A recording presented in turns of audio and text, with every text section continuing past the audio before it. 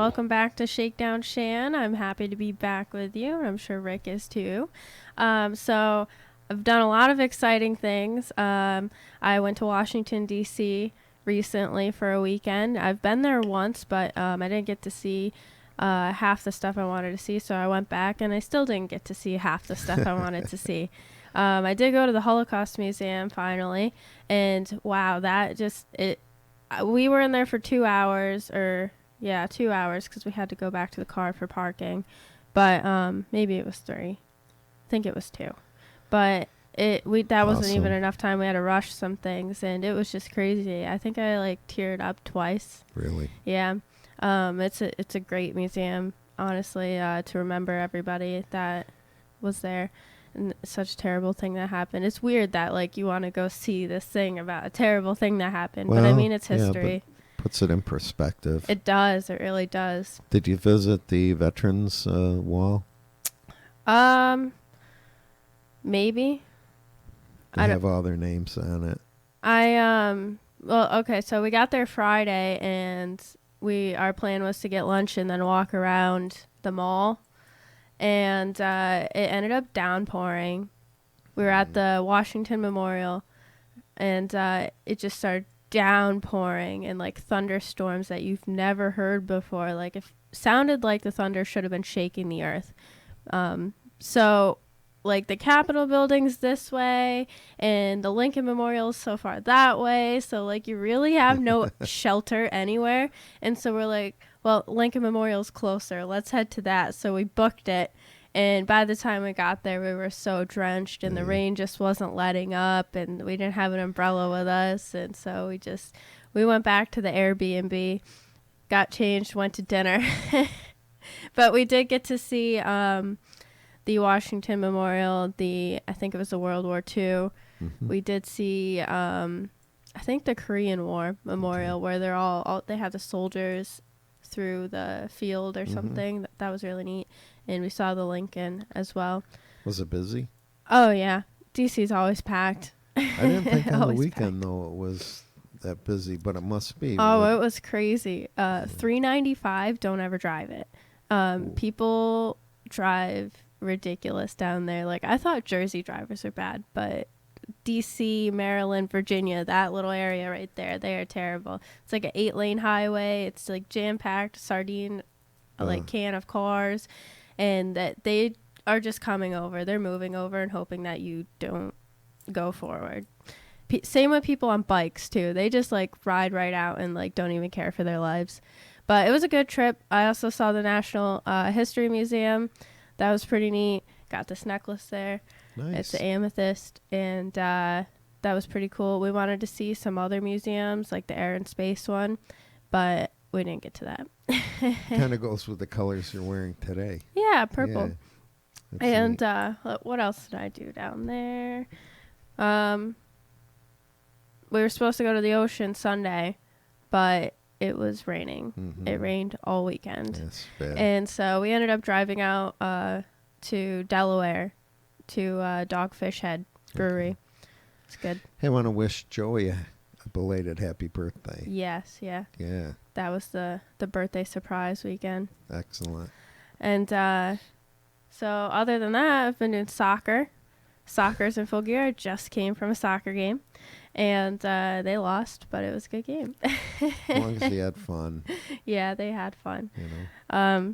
So anyway, let's see. What do I want to get into first? We just had 9/11 recently. It always brings up different groups of people every single year. You got the people that are never, ever, ever, ever forget. And yeah, don't ever forget. And then you got the people that are all conspiracy theory. And I'm somewhere in the middle of them because yes, I'll never forget 9/11. I still remember where I was when it happened. I was in kindergarten. I didn't really understand what was happening. We got sent home. And then you got the conspiracy theorists where I do believe that the government knew about it or could have done something to stop it. Well, I have to disagree with you. Okay. I think the tragedy is all the people that died. Oh, I had definitely. a friend that worked in a financial office down there that ended up dying. But those planes came in so low, even radar couldn't pick them up. They were flying not too high up down the Hudson River. And if they were higher, I think our jets could have intercepted them. But, they were flying so low that nothing could pick them up. And they only went high as they got closer to the towers. So I don't know about being able to do anything about it. Because they couldn't radio anybody, and that's why the plane that went down to Philadelphia, they just didn't. They took the wrong run. I mean, they were supposed to go down the Hudson too, I think, and they couldn't find the Hudson, so they veered off a little. See, what I think is that our government was in on it because we already know they don't really care about us. I think that they were in on it, and it had been something in the workings, and it became a tragedy, and it became a reason to get us into war, and because this regime change in the Middle East had already been started way before this. Their plans for regime change over there, and what more perfect than to have a tragedy of on American soil and give us a reason to go over there. Yeah. And so, I mean, we might not ever know. People have ideas all across the board of what happened, what led up to it, and all that stuff. But I'm somewhere in the middle. Somewhere in the middle. Well, they should have back in the late '80s, I think, when that car bomb, that truck with the bomb in it parked in the garage of the Twin Towers, and when it went off, it didn't hit any structural beams or anything, so it didn't do any damage to the building. I think that would have made us aware that somebody is trying to do something. And, right. They started Homeland Security after 9/11. I think they should have done it after that truck loaded with bombs that exploded in the Twin Towers parking garage. They should have had that, and then but I just feel sorry for the people that died. Oh, and their definitely. Families. I always feel so sorry. It is. Kids that'll never know their father or mother, and it was crazy. But and your point, we can look at our government now, what they're doing with the FBI and the CIA, and the transparency that's not there. And how crooked they are, and they're catching them now. I can kind of sympathize with your I'm view. skeptical Right. about 9/11. Like, there's definitely something there to be skeptical about. Well, look at Benghazi. Right. We knew it was going to happen. Hillary Clinton wouldn't supply any more forces there. They knew it was going to happen, and the people that died there. So even when you know things. And in the, what was it? I think it was 1970s. Our own government dropped explosives on a section of a city in Pennsylvania. I can't remember what it was, and I had the article printed out one time. I was going to bring it in, and I lost it, and so I got to look and get that article again so I can read it. But they don't care if they hurt us. They don't. They have all the power. They can pretty much do whatever they want, and they will hurt their own people if necessary. And they felt it was necessary, which it wasn't. They said they were going after like a gangster area or something like that. But, that still doesn't give you the right to just drop bombs on them. No. But anyway, so during 9/11, I laughed hysterically at this article that came out. It's titled Donald Trump's Unpresidential 9/11 Morning. And I couldn't believe what I was reading. It was about how he spent the morning on Twitter tweeting stuff out. What was it about? Okay. Trump sent early Tuesday morning in which he quoted from guests or anchors on either Fox Business Network or Fox News Channel. Trump also quoted Dobbs' mangling of the Justice Department and did some bashing of the department himself. So instead of being sympathetic and talking just about 9/11 and everything, people are angry that he's on Twitter talking about anything other than 9/11. The people are just trying to find things to be angry about. I mean, he was on his way to a 9/11 speech or something like that, remembering the victims, whatever he was going to. Like, he was on the way there, and he's on Twitter talking about other things. Like, I don't know why this is news. I don't know why it's outrage. I don't know why it's news. There were a whole bunch of people complaining about how he didn't even care. But I mean, 9/11, as tragic as it is, and yes, we should never forget the victims, you can't wrap your entire day on that day on just everything 9/11 related. Like, right. I put out stuff on Facebook that were completely unrelated that day, but nobody's outraged at me. So what makes our president any more different? I mean, he should be held to the same standards that we hold everybody else in society to, which is where the disconnect comes a lot. That's how they get away with crooked stuff, and that's how people put them under microscopes. Like, he's another person. He's got other things going on. He's allowed to be on Twitter and say whatever he wants. And that's the way it is today. Social media is it. And I'm sure you can look back at other presidents doing and saying things unrelated to 9/11 on 9/11. Oh, yeah. And you don't see the outrage there. Well, I just put an article in, and it's a fact check, and they can't disprove it, which means that it probably happened. That Trump had his employees and himself the day after the bombing looking through the rubble for people that were still alive. Now, if he wasn't concerned about 9/11 when it happened, I mean, he wouldn't have done that because he wasn't a politician then.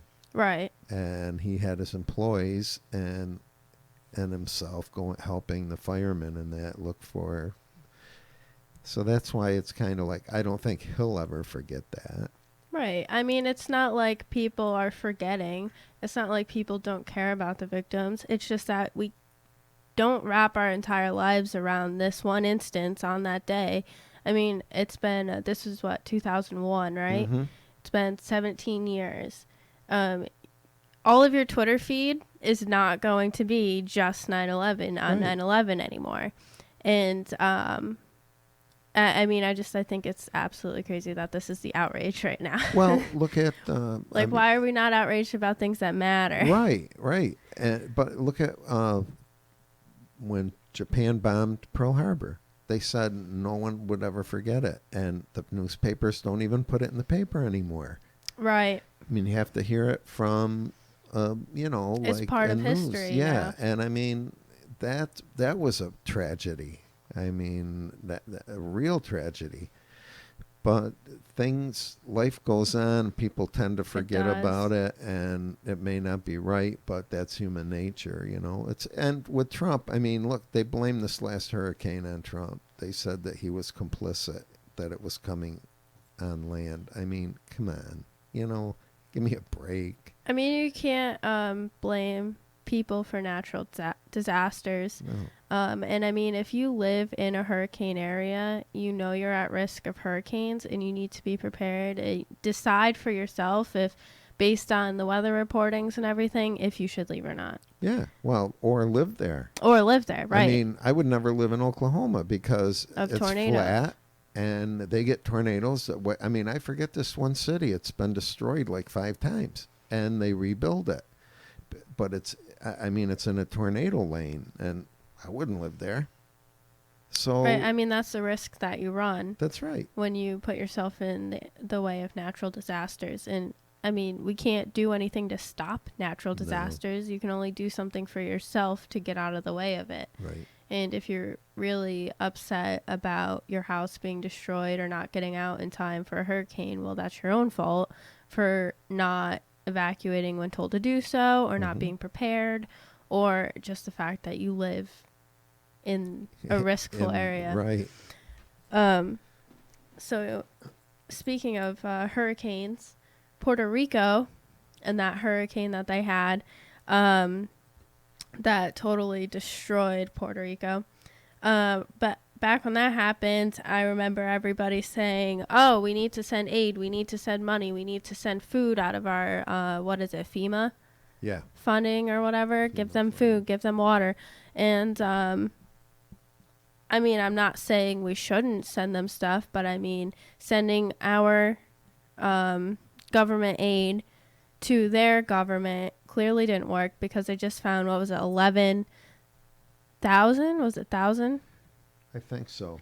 Gallons of drinking water in a warehouse that never got distributed to their people. They found rotting food that never got distributed to their people. And, I mean, they should have known that was coming when we had previously given Puerto Rico money to use for their, was it infrastructure, I think? Don't Their quote me on that. Infrastructure.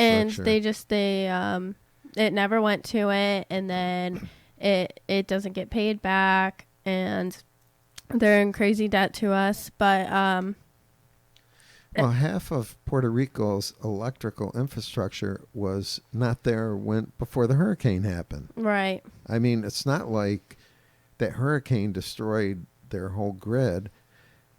It wasn't even up. They had problems before the hurricane, and they're blaming everything on the hurricane, and we sent money down to fix the grid, and the government officials kept the money. Right.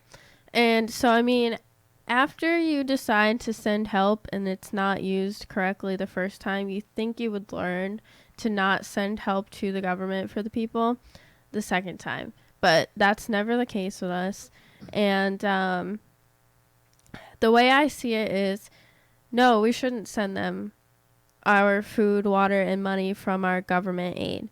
What we should do is, if you really are an activist and wanting to help these people down there, is you get together, you get other people together, you start fundraising, you start getting food together, start getting water together, and go down and bring it yourself. Figure out a way to do it, because giving it to their government isn't going to go to them anyway.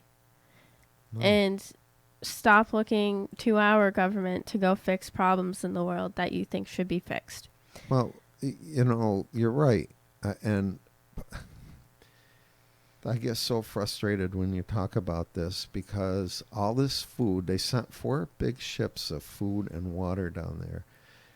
But the Puerto Ricans would not help unload the ships or distribute the food and water. They wanted the Army or the Marines to do it for them. They would not do it. Mm-hmm. And, I mean, come on. If something happened on the mountain where you live, people were bringing food and water, would you help distribute that water to the people that need it up there? Yeah. I mean, you wouldn't wait for government officials to come in and do it. Now, we talk about how much water,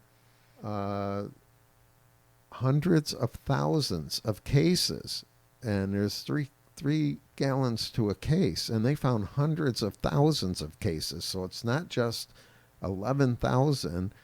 You're probably talking close to 500,000 bottles or gallons of water that they just didn't get. I mean, it's down there. It was covered up. Right. And so people always think government is the answer, and it's clearly never the answer, especially in Puerto Rico's case. And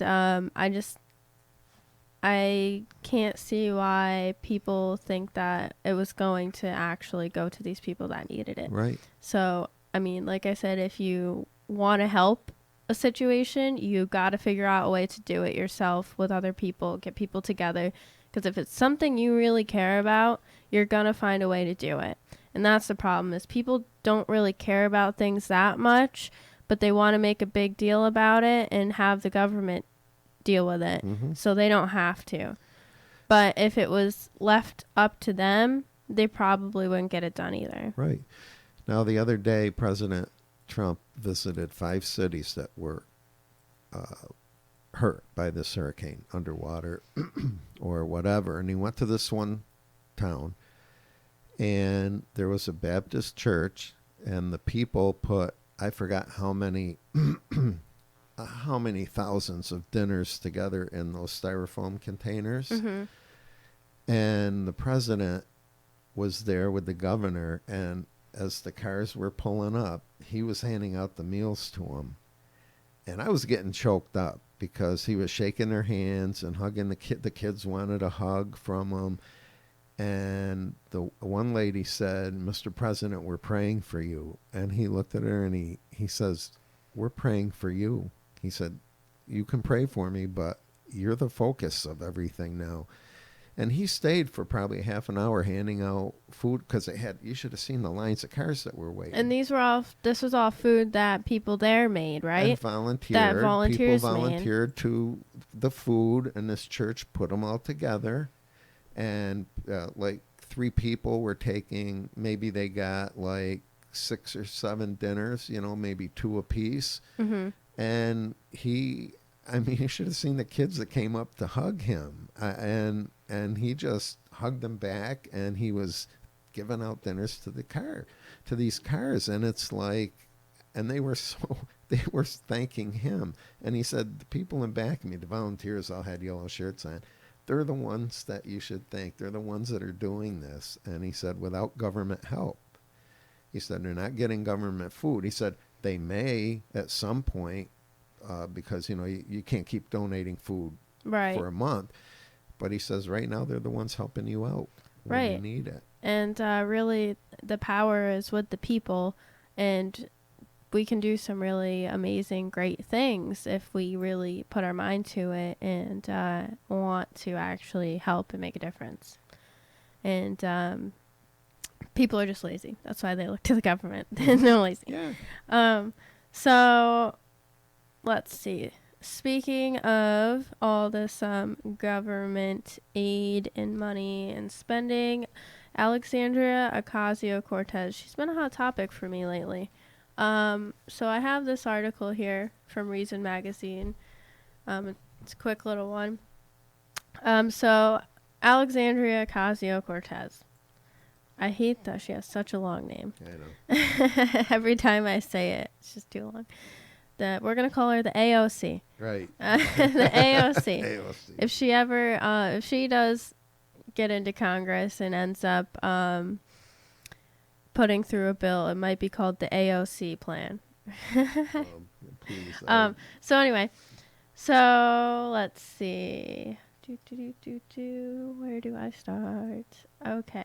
When asked yesterday, when was this put out? Let me tell you when this was put out first. I don't see a date. It was pretty recent. I think it was like the 14th. I printed it on the 18th, and it was pretty new. So anyway. When asked where tens of trillions of dollars to pay for these programs would come from, she wouldn't provide an answer. Go figure. Ocasio-Cortez was appearing on CNN's State of the Union to discuss a variety of issues from the aftermath of Hurricane Maria in Puerto Rico. Oh, hey. Forgot that was in this article. To the allegation that Supreme Court nominee Bret Kavanaugh has committed a sexual assault. When the conversation turned to her domestic policy ideas, CNN anchor Jake Tapper, is it Tapper or Tapper? Tapper, I think. Tapper? I don't watch CNN. No, I don't either, but they always make fun of their people and show clips and how stupid they are. So Jake Tapper noted that Ocasio-Cortez's proposal, including Medicare for all, housing as a federal right, a federal jobs guarantee, tuition-free public college, and canceling all student loan debt, would cost the federal government more than $40 trillion over 10 years.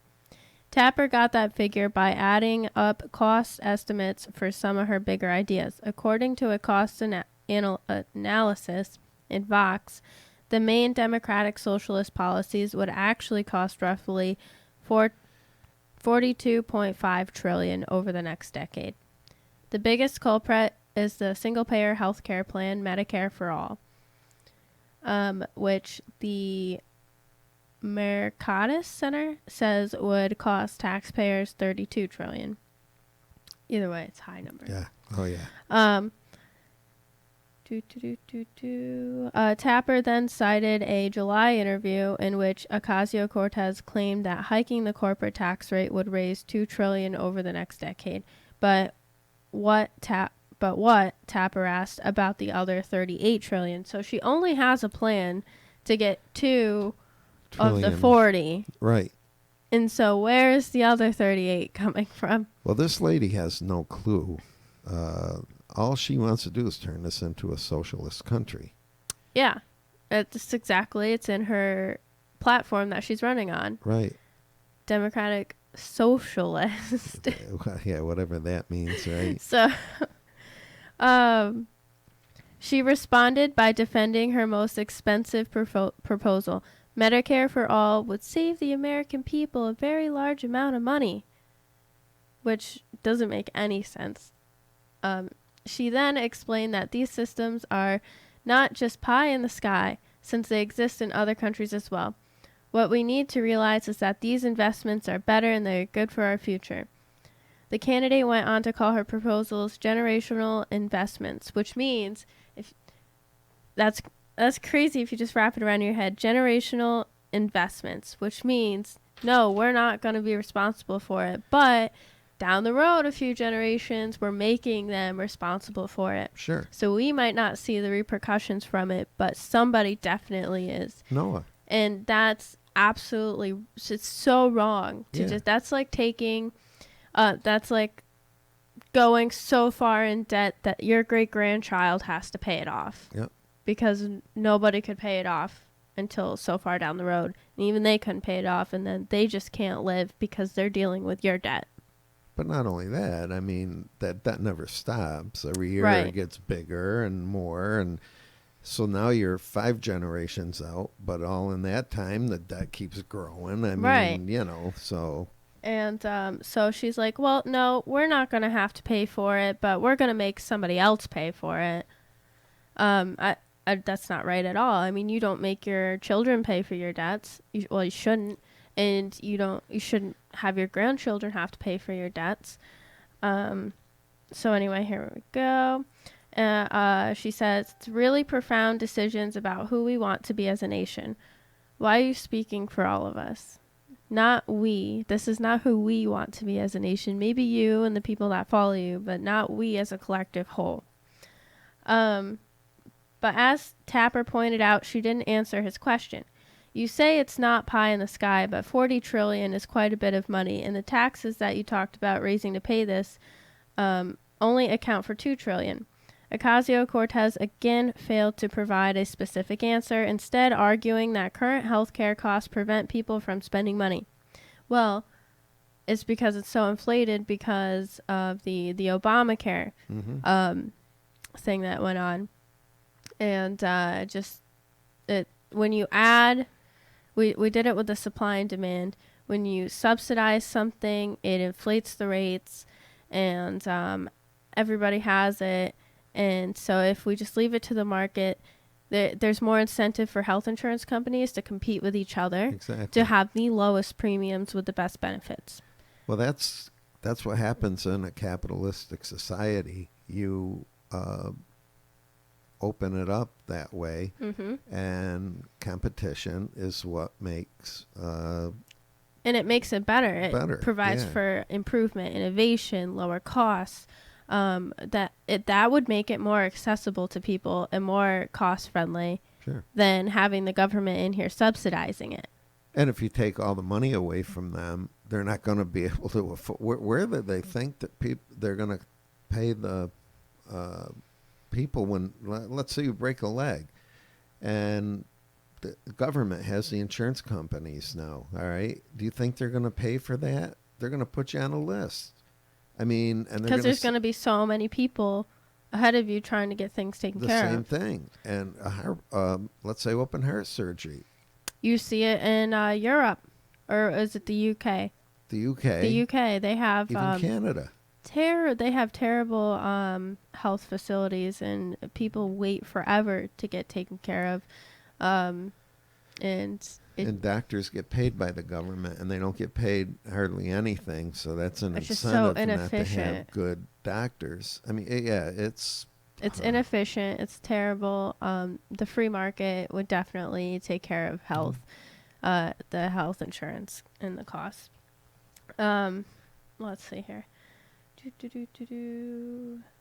The fact that millennials are hesitant to buy cars and houses is a cost that her proposals will seek to eliminate, she added. I don't even know what that relates to. Yeah. How are you going to eliminate the cost of buying a house or a car to a millennial? Are you planning to pay for their cars and their houses? I don't know, but how about rents? I mean, they're getting so expensive now that if they're paying debt off because of her programs, apartments around here, you can't live in Saratoga anymore. Right. So rents are so high, and then she wants to increase the income taxes from people to pay for $2 trillion of her $40 trillion spending plan. And so that's going to take more money away from people. And she's saying she's trying to help these people that are struggling. But you're taking more of their earned money that rightfully belongs to them. And so it just doesn't make any sense. No. And I mean, she's thinking that she's going to get this money from rich people because they're going to pay most of the taxes. But those people know how to avoid paying those taxes. Yeah. Well, not only that, though, a lot of them own businesses, all right? They employ people. Mm-hmm. Do you think they're going to employ as many people? Right. It's less of an incentive to employ people. And right now in our country, there are more people working than ever before. The black unemployment rate is the lowest it's ever been in history. I mean, I think it's 3 point something now. And when Obama left, it was 12%. I mean, the economy's doing good now. Now, I know there's people that fall through the cracks that can't get a job or they need help. I mean, they have a program in place now where you can get government help, but you have to work part-time. Otherwise, you can't get get government help. And I think Trump did a good job in that because he's saying we're not going to give you 100% to stay home and he'll do an even better job if he gets rid of it. Right, and I think you talked about this in a previous show, yeah. I think. And he's saying you have to work so many hours a week, and then we make up the difference. We'll help the difference. And I know people at work where I work, they take time off.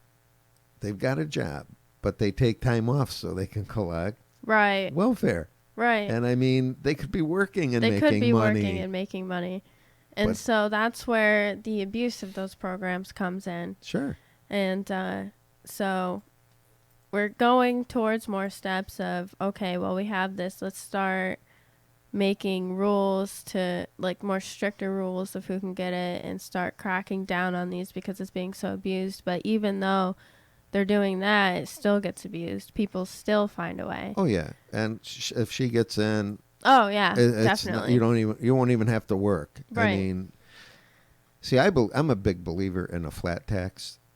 That a flat tax is better than what we have. 17%. Right. Now, if you buy a rowboat, let's say, you're paying 17% of that. Well, if Joe Smith is a multimillionaire and he buys a big motorboat, he's paying 17% of that. Mm-hmm. So I don't see anything wrong. I mean, Steve Forbes proved that we would make more money. And on a flat tax. Yeah, on a flat tax. So. You know what I liked in D.C.? I don't think there was any sales tax. Really? I think maybe it was included in the price already, but every time I looked at a receipt, there was It was just the total of the price tags on my stuff. There was no tax added into that. So I don't know if they account for it in the price of the stuff you're buying. Well, maybe Washington doesn't have one because it's not like a city. You know, I mean, where does it go? Where would it go? I mean, there was somewhere else that I was in that was the same way. Maybe I don't remember where, but I was confused because I was like figuring out the numbers in my head, what the tax might be and stuff, and then it came up to the total of what just the price tags would add up to. I was like, huh, no tax is pretty nice. I think I'll buy another one. But I mean, sales tax is all voluntary, which whatever. But income tax is definitely it's right out theft of your hard-earned income. And so let's see here. So Tapper comes in, and I'm surprised this is all coming out of a CNN reporter. I can't believe it. And he says, I'm assuming I'm not going to get an answer for the other 38 trillion, but we'll have you back and maybe we can get over that. I laugh. 1 point for CNN. Well, I'll give him 1. So Ocasio's refusal to explain where the money would come from isn't surprising because the answer didn't help her cause. She claims that raising taxes on just the super wealthy would pay for her proposals. But as Reason's Christian, not even going to pronounce his last name, explained earlier this month, that's just not true. Just look at Denmark's welfare state. According to a 2015 Tax Foundation study, Denmark's top marginal income tax bracket of 60% kicks in for income earners making over 120% of the national median income, which would be about $70,000 here in the U.S. In the country, charges a 25% value added sales tax.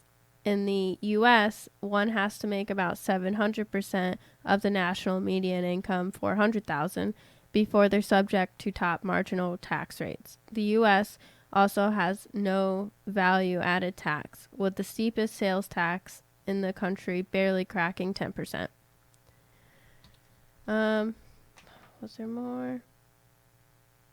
But anyway, gist of the story, Alexandria Ocasio-Cortez, our AOC here, is completely avoiding answering this question. She has no idea how she's going to get the money. And what she would do is just take it from everybody she would find it somewhere and just steal it. Mm-hmm. It'd be flat out theft. And she would drive everybody broke. And we'd all be in bread lines. We'd all be in bread lines. Have you ever noticed the countries that the Democrats cite as having free tuition and health care and that are about the size of New Jersey? Right. I mean, we're so large you can't do that. But they get these tiny countries like Denmark and Sweden, and look how good it works there. But then you take a country even like Great Britain, and it's a complete disaster. It's a disaster. I mean, have you ever seen an Englishman's teeth? Even the Queen. They don't have dentists. They don't pay. So everybody's teeth are crooked. I mean, everybody in the country. I'm sure the royal family, they have perfect teeth, but it's just, you got to look next time. I mean, it's ridiculous. What was it? I lost my train of thought. Oh, so another thing in the news lately is the Bret Kavanaugh thing and the sexual assault allegations. And all I have to say about it is we just don't know. How do you know? And I was listening to Dave Smith's Part of the Problem podcast the other day, and he was saying, how come it seems to be that people wait until this person gets a high status to come after them? They said, he goes, because this guy was a really high up judge to begin with and could have been hurt really bad by these allegations at any point. And so why now? Why not then? Right. You could have come after him then and done some damage as well. But what I have to say is this happened so long ago. There's absolutely no way to prove it. It can't be brought to court. It just can't. It can't be brought to court and proven correct. Well, even a lot of her friends said that he was a nice guy in school and that they never heard him do anything like that. I mean, this... And another thing, and I think she may be in trouble for this, that Dianne Feinstein, a senator, Mm-hmm. she had that letter in July. Why wasn't it brought out during the hearings? Right. Why that piece of paper? And this lady wanted to be anonymous. She did not want her name out. Mm-hmm. And someone leaked the name to the New York Times, and I think it was Feinstein. And then this lady had to be brought up and made a mockery of, and when she probably just wanted to stay anonymous in that. But she withheld pertinent information to a hearing, and she didn't bring it out and waited until the hearing was over, closed, and everything, and then brought the letter out to delay. That's all it was. It's a game. Right. And like I just no way to prove anything, and it sucks because what if she is telling the truth? We don't know. What if she's lying? We don't know. I think it's up to the American people to decide what you think, like each individually, and nothing's going to come from this because there's no way to get anything from this. And so honestly, it's just going to be what you believe individually about Brett Kavanaugh. And another thing, she one of her demands through her lawyer for this hearing was that she wanted him to go first, and then she would go second. Well, when you accuse somebody of something, you go first and make the accusations, and then the person you're accusing of rebuttals can say, this didn't happen and this is why. But in asking for him to go first, just kind of smells like... It's a little fishy, yeah. Yeah. She might be trying to get her 15 minutes of fame like Stormy Daniels did, Right. And so I don't know. I think it's a waste of time because it could have been brought up and damaged him. If that's what she's looking to do, is to damage him, it could have been brought up and damaged him before he got the nomination. Yeah. And he had 6 positions as judge going up the line each time, and he had 6 FBI background checks. So why now? Right. That's just the question. Why now? It makes no sense. So what also doesn't make any sense is I don't have the article here with me right now, but I did read something yesterday. I think it was in Texas. Don't quote me on it, but this lady decided to pull her kids from public school because she didn't feel that public school was doing their job. And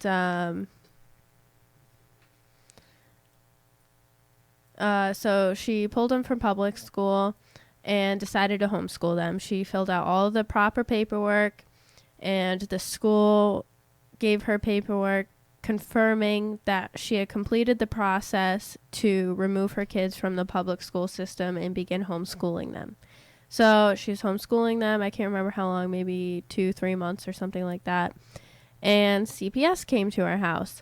There had been a charge against her and a warrant for her arrest due to her children not being in school. And she wouldn't let them come in and take her children. And because she said no, I was informed that I properly submitted all necessary paperwork and they are now out of the school system. And so they came back and they arrested her and they took her kids and put them in foster care. And now she's going through court and everything. And it's just absolutely crazy. Somebody didn't do their job. And go figure, it's a public school system, so a government employee didn't do their job and got some innocent person arrested because our criminal justice system and our governmental system is just so backwards And I mean, she was doing it for a good reason too, pulling her kids from school because she felt she could teach them better, that they weren't learning what they needed to be learning. And honestly, I think anybody should be allowed to homeschool their child without having to provide the correct documentation and go through some kind of process. If you don't want them to be in school, say, I'm unenrolling them from school, and just unenroll them. And I don't feel like you should have to document to the government that you're like certified to homeschool your child or whatever. It shouldn't be such a big process. Right. I mean, the Texas law requires the instruction must be real. The children must be in visual form, either books, workshops, or monitors, so they can touch base with the school at some point. The curriculum must include the 5 basic subjects of reading, spelling, grammar, mathematics, and good citizenship. Those are the only requirements to homeschool your child, and that can be done very easily. Very easily. And I don't think public school should be a requirement of children. Some kids, I mean, you got some families that are farm families that they learn as they go, and like, yes, you're responsible as a parent. You should be teaching your kids how to read and write and all that stuff. And spell. But some kids are just going to grow up on the farm, stay on the farm, take over the farm. And I'm just using farming as an example, but I mean, some kids don't really need to go to school. They can learn what they need to learn at home with their parents. They're going to learn responsibility and everything. And you got to be smart. I mean, you took farms. You got to be smart to run a farm. Yeah, you got to know there's math. a lot of you got to learning know that goes along with it. And I'll tell you, you talk about public school education. 75% of high school graduates that go to college have to take remedial English and writing because they didn't learn it in school. English has fallen by the wayside. Right. It's really fallen. So, and the ability to read, because public school doesn't do that. I mean, they don't teach kids how to read. So they need to take remedial courses in college to learn this, so you say public schools, I mean, they're not the greatest thing that goes. They don't even teach kids. Right. They've got all these other subjects. They're just going through learning for tasks. Right. It's they don't like actually do real education, real thoughtful education in the material. Like I remember in English, we started in like elementary school, we started learning like all the rules that come along with English, and then somewhere along the line it just like disappeared. Like they didn't apply. We weren't learning about anymore. Like, you know, when you learn foreign language, you go so far into depth about all the rules and the endings and all that stuff for whatever noun and right. I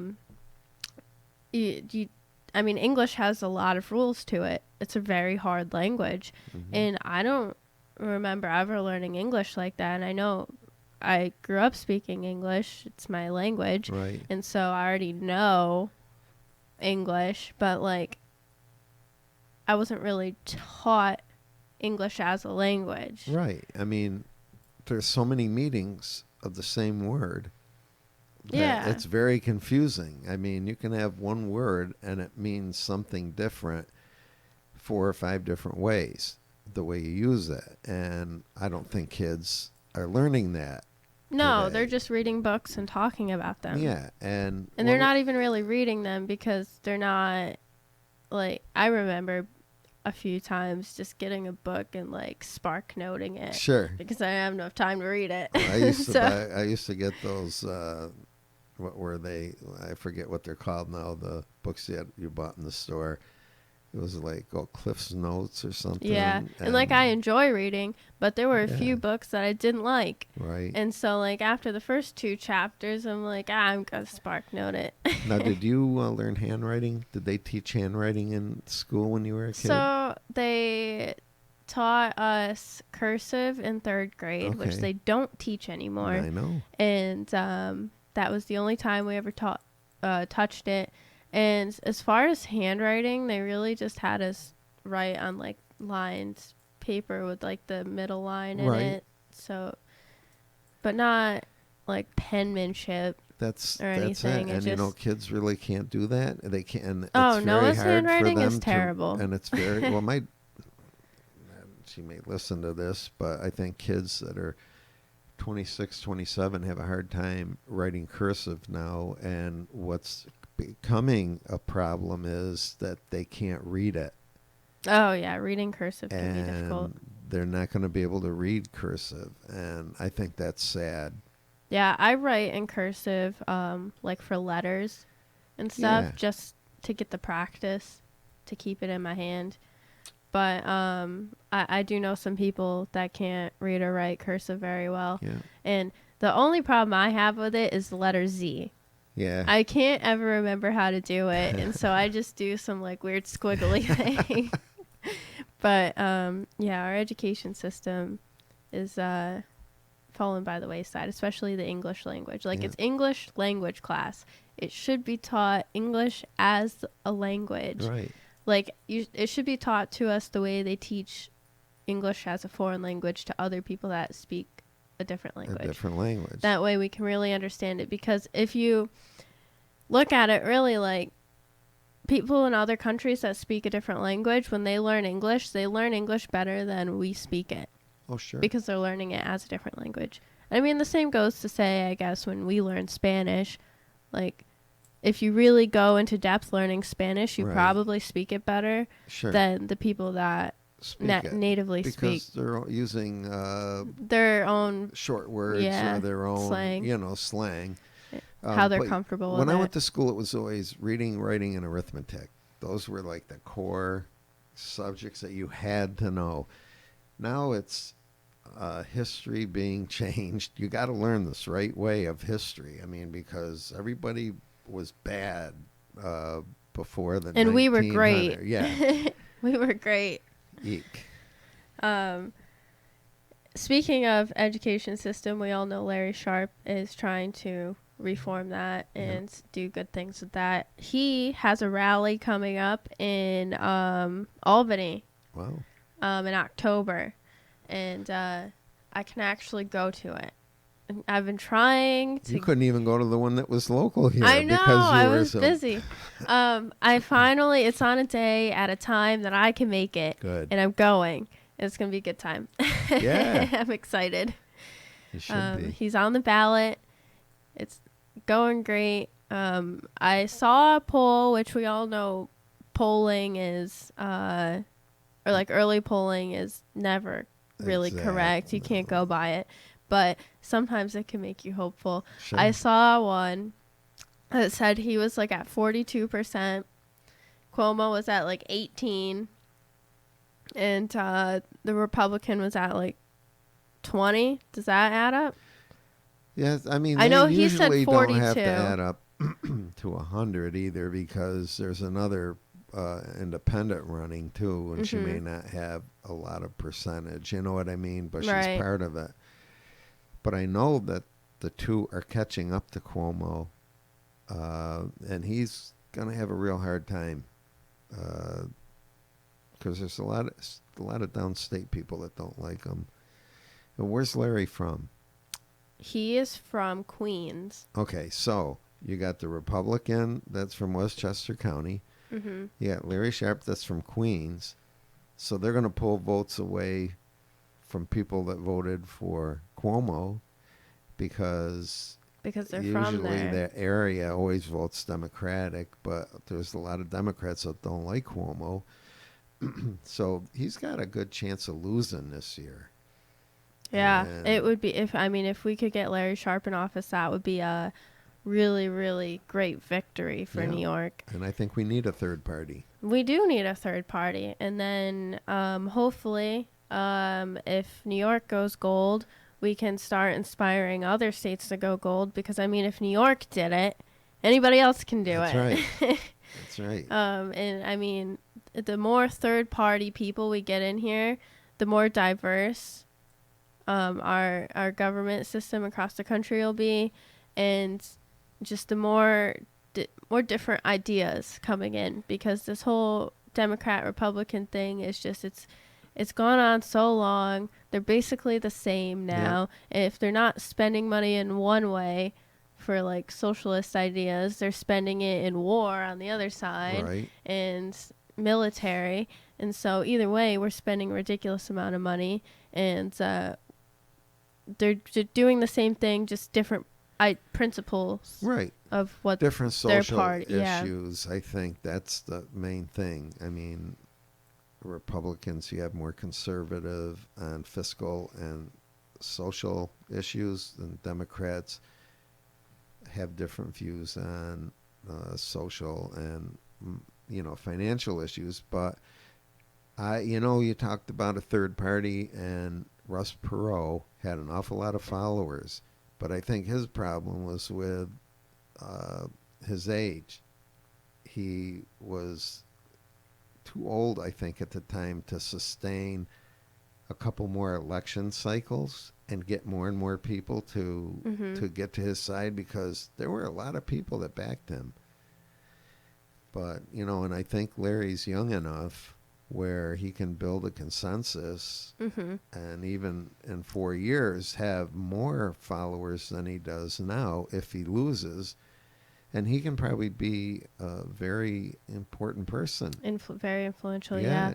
I hope the best for him. Yep. And I really hope we can change things in New York and try to start changing things elsewhere. But, I mean, changing New York could mean a world of a difference to so many people that live here.